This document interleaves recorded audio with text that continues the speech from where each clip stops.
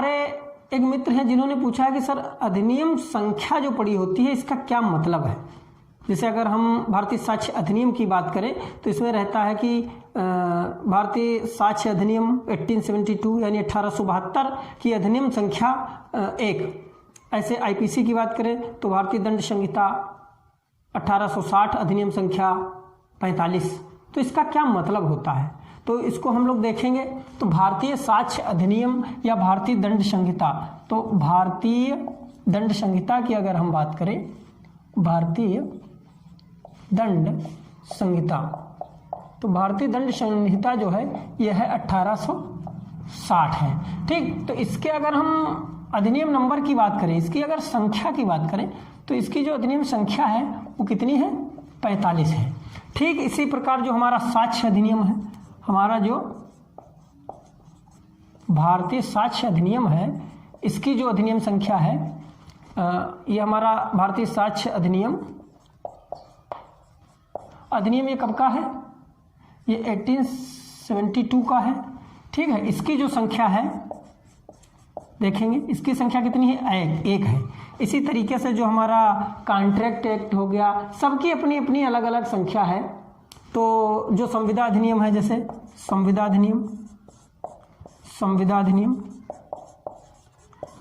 अधिनियम है तो इसकी जो संख्या है ये 9 है। ये कब का है, ये भी 1872 का है। इसकी संख्या की अगर हम बात करें तो इसकी संख्या कितनी है, 9 है। ठीक है, तो ये प्रत्येक अधिनियम की एक संख्या होती है। जैसा कि आप सभी को पता है कि जब कोई अधिनियम बनता है, जब कोई बिल लोकसभा राज्यसभा में पास होकर राष्ट्रपति द्वारा जब उसकी मंजूरी मिल जाती है तो वह अधिनियम बन जाता है।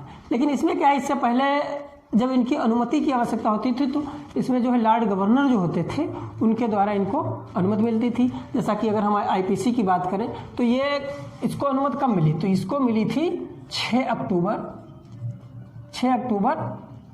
1860 में मिल गई थी। इसी तरीके से अगर हम भारतीय साक्ष्य अधिनियम की बात करें तो ये 25 मार्च को मिल गई थी, 15 मार्च को मिल गई थी। भारतीय साक्ष्य अधिनियम को 15 मार्च को मिल गई थी। और संविदा अधिनियम जो हमारा कॉन्ट्रैक्ट एक्ट है इसको जो है 25 अप्रैल को मिल गई थी, 25 अप्रैल को मंजूरी मिल गई थी। ठीक है, इसको अक्टूबर को 6 अक्टूबर 1860 को आईपीसी को, साक्ष्य अधिनियम को 15 मार्च। लेकिन ये लागू कब हुआ, आईपीसी जो है हमारी भारतीय दंड संहिता है ये 1 जनवरी 1862 ये 62 को लागू हुई। और ये हमारा साक्ष्य अधिनियम जो है ये 1 सितंबर 1872 को लागू हुआ। इसी तरीके से जो हमारा कॉन्ट्रैक्ट एक्ट है ये भी 1 सितंबर 1872 यानी 1872 को लागू हुआ। तो जैसा कि अगर हम दंड प्रक्रिया संहिता की बात करें तो इसका एक्ट नंबर 45 है। तो इसमें होता यह है कि अगर हम जैसे 1860 में ये बना, तो 1860 में 1 जनवरी यानी 1 जनवरी से 31 दिसंबर तक जितने भी अधिनियम बने उनका एक क्रम के हिसाब से दिया जाता है कि सबसे पहले कौन सा पास हुआ, दोबारा कौन सा पास हुआ, धीरे धीरे एक साल में जितने बनते हैं उनका एक क्रम बन जाता है। इसी तरीके से जो हमारा भारतीय दंड संहिता है ये 45वां एक्ट नंबर जो है इसका ये 45वां है। यानी कि आईपीसी जो है भारतीय दंड संहिता है ये 1860 में 45वां अधिनियम जो है ये है। इसी तरीके से हमारा जो भारतीय साक्ष्य अधिनियम है ये 1872 में पहला एक्ट जो बना। भारतीय साक्ष्य अधिनियम 1872 में जितने भी कानून बने उसमें जो सर्वप्रथम जो पास हुआ लॉर्ड गवर्नर के द्वारा जो पास किया गया वो भारतीय साक्ष्य अधिनियम था।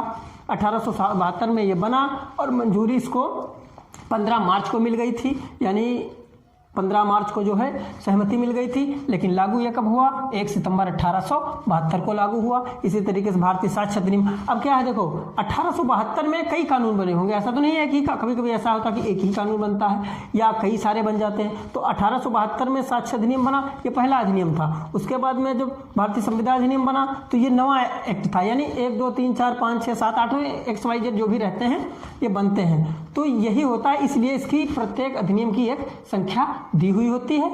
तो ये इसका मतलब है कि ये संख्या क्यों लिखी होती है।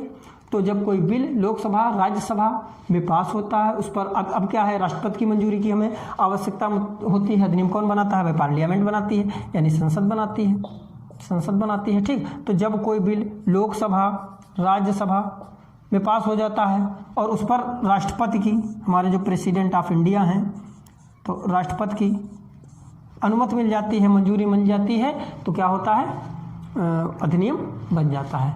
तो यही इतना है।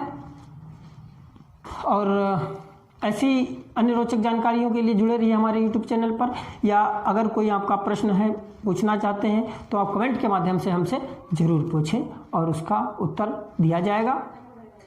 आज की क्लास में इतना ही। धन्यवाद।